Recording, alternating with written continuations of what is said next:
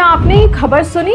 पेड़ों को काटने की आवाज से परेशान छत्तीसगढ़ में हाथियों ने गुस्से में घरों को तोड़ दिया। जनवरी के शुरुआती दिनों में एक हाथी ने एक आदमी को कुचल दिया। एक छोटी लड़की ने पेड़ों के साथ अपने घर को भी उजड़ते हुए देखा। जिस नदी के पानी से रोजमर्रा की जरूरतें पूरी होती थी, उसे प्रदूषित और जहर बनते देखा। ये कहानी है छत्तीसगढ़ की। सेव हासदेव फॉरेस्ट, ये नारा जनवरी में पूरे सोशल मीडिया पर छाया हुआ था। पर इतने प्रोटेस्ट के बावजूद हम में से बहुतों को इस कंट्रोवर्सी के बारे में नहीं पता है। तो आइए जानते हैं कि कंट्रोवर्सी आखिर है क्या। ये है छत्तीसगढ़ का मैप और यहाँ आपको 3 डिस्ट्रिक्ट देखने को मिलेंगे, कोरबा, सूरजपुर एंड सरगुजा। इन 3 डिस्ट्रिक्ट्स में घिरा हुआ है हासदेव आरंग फॉरेस्ट। ये फॉरेस्ट बहुत चीजों के लिए जाना जाता है, rich biodiversity, tribal population and rich coal deposits. Hasdeo river, जो कि महानदी रिवर की एक ट्रिब्यूटरी है, वो भी यहीं से बहती है।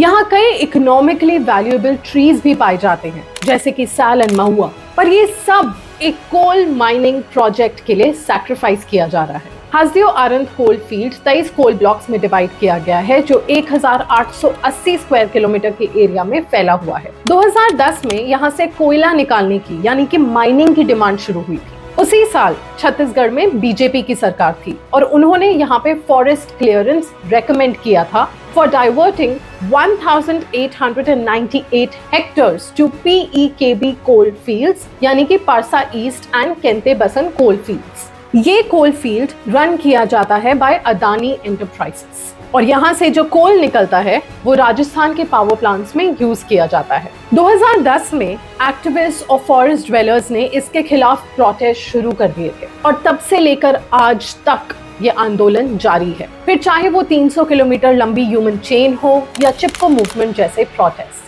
2021 में Indian council of forestry research and education ने हासदेव फॉरेस्ट के कुछ रीजन्स में कोल माइनिंग अलाउ किया था, but only with adequate safeguards, और ये कहा था कि आसपास के एरिया को no go areas for mining declare किया जाए। 2012 में ministry of environment, forest and climate change of India ने first phase of MEKB permit किया था। इसके अकॉर्डिंग 762 हेक्टर्स की माइनिंग करके 137 मिलियन टन ऑफ कोल पाया जाएगा। Same year in March second phase of mining was cleared और फिर कुछ टाइम बाद 2 स्टडीज ने ये कहा कि अगर इस रीजन में माइनिंग अलाउ किया जाएगा तो इसका काफी बड़ा इम्पैक्ट बायोडाइवर्सिटी पे पड़ेगा। एक और बहुत बड़ा कंसर्न है ह्यूमन एनिमल कॉन्फ्लिक्ट। अगर इसी तरह यहाँ पेड़ कटते गए तो हैबिटेट लॉस की वजह से एलिफेंट्स का मूवमेंट अर्बन एरियाज में शुरू हो जाएगा। पर इतने रिपोर्ट्स और वार्निंग्स के बावजूद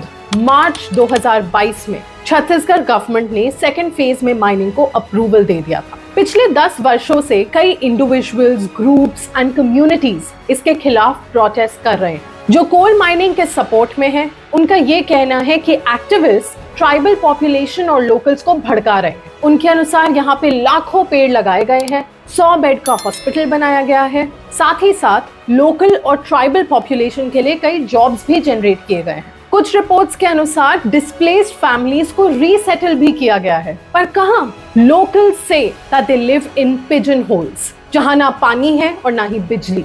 फॉरेस्ट राइट्स एक्ट 2006 के अनुसार किसी भी प्रोजेक्ट को मंजूरी देने से पहले वन विभाग के दावों को पूरा करना और ग्राम सभा से रिटन कंसेंट लेना मैंडेटरी यानी कि अनिवार्य है। पर फ्रेंड्स ऑफ हासदेव आरंग, जो इस कोल माइनिंग प्रोजेक्ट के खिलाफ हैं, उन्होंने ये दावा किया है कि कंपनीज ने फेक ग्राम सभा बनाकर ट्राइबल पॉपुलेशन और ट्राइबल कम्युनिटी की अनुमति यानी कि कंसेंट शो किया है। कंपनीज ने पेपर पे तो कंसेंट ले लिया, पर लोकल्स इसके खिलाफ हैं। इतना इकोलॉजिकली सेंसिटिव एरिया होने के बावजूद Hasdeo is not part of India's protected area network. क्या इसकी वजह environmental destruction and corporate interest है? रिसोर्स रिच फॉरेस्ट को एक माइनिंग प्रोजेक्ट के लिए डिस्ट्रॉय और तबाह करना और अपने ही लोगों को बेघर करना, क्या इसे हम डेवलपमेंट का नाम दे सकते हैं? क्या ये सारी आवाजें और प्रोटेस्ट एक न्यूज आर्टिकल या वीडियो तक ही सीमित रह जाएंगी? अगर हाँ, तो ये तबाही और डिस्ट्रक्शन